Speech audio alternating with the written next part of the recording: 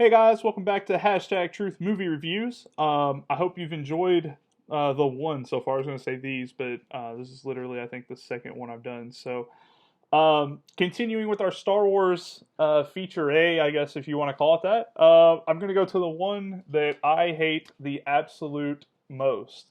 As a Star Wars fan, I cannot stand this film. So, bear with me. I'm going to get through it. Um, it's awful. Star Wars Episode 2 Attack of the Clones. Man, I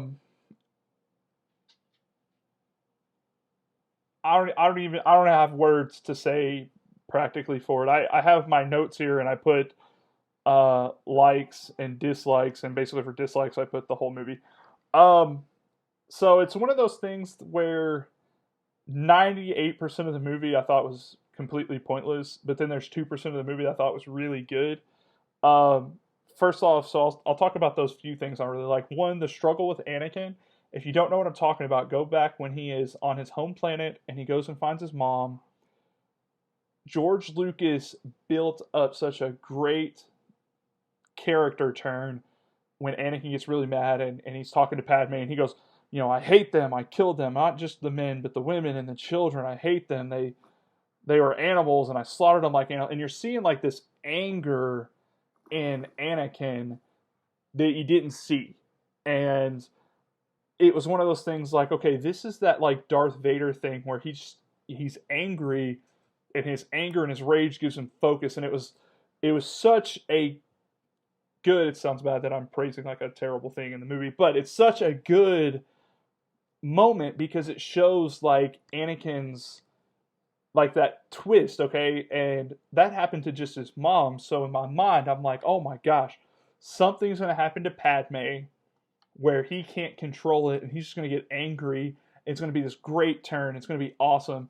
So Star Wars Episode 2 did a really good job of kind of setting that up. Some other things I liked in Episode 2, the introduction of where like the stormtroopers and stuff came from, and then of course, like my favorite part of the whole movie is the end with Yoda and Yoda's doing the lightsaber battle. I thought that it was great. It's fun to watch. It's a really fun moment. So, like I said, for overall, this is the movie that when I'm watching it, this is the one that I feel like takes forever, and it's just I felt like it takes so long, but there is some good points to it. Okay, it did move the story along. Okay, where Anakin's a little older now. Everybody's kind of starting to mature into their roles. Obi-Wan's becoming a Jedi Master, not just apprentice that he was in Episode 1. So now in Episode 2, he's moving up. I also like that they kept a lot of the same actors and actresses.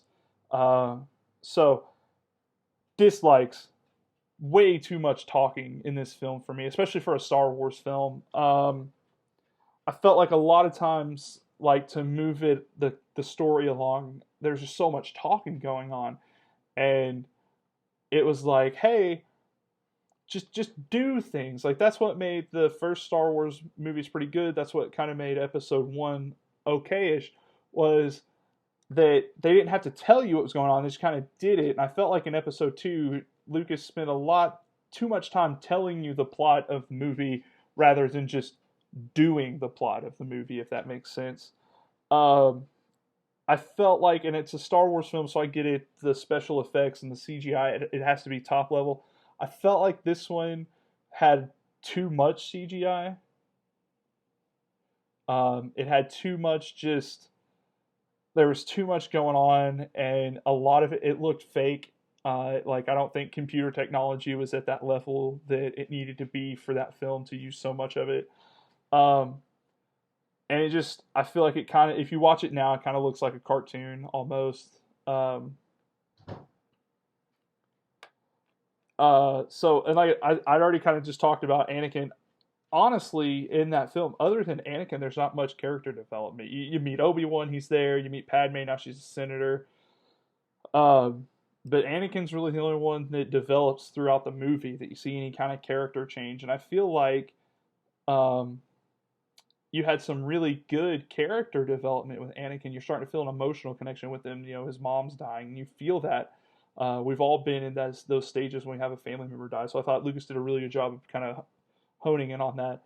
Um, a thing I didn't like, and I talked about a little bit in this last movie, Anakin in the last movie was way too young. He somehow aged, 10 to 15 years, and everybody else in the entire movie aged like a month and a half. Like they didn't get any older, except for Anakin, and it kind of made a weird personal connection between you and the characters there. So uh, the music, John Williams knocked it out of the park. The music's one of the saving graces of it.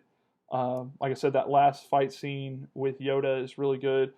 Again, though, for some reason, Lucas did the one-off movie fill-in kind of thing, and I know if you're watching this, you're like, well, Count Dooku's in Episode 3. Yeah, technically he is for like 2 or 3 minutes, but if you go in it's all of a sudden, we kind of got to know Darth Maul, and he's already dead.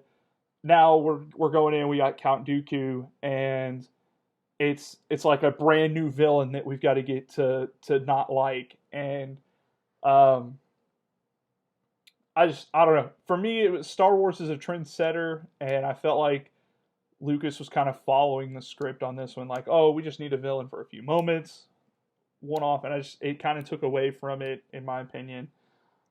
Um,